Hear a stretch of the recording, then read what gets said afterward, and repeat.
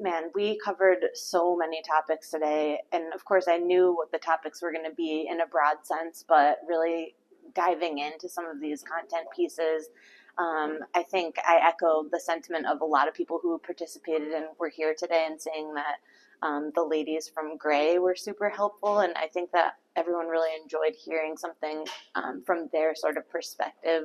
They just went through a big rebrand and they were able to speak to, you know, coming up with a budget, pitching that marketing budget to the higher ups, which is something that we all struggle with in a small company.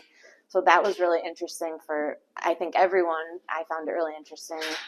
Of course, Jay Schwedelson, it's always very entertaining. He is just really fun to watch. He's got a lot of insightful tips and tricks.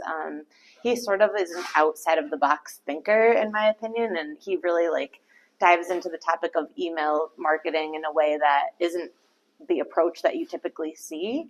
And he sort of, just gives you some tips that maybe you haven't thought about and makes you think about things a little bit differently and actually in a very relatable way, something that you can really just hear it and take it home and start implementing it. And it makes a lot of sense the way he puts it. So those are two things that I really thought were great today.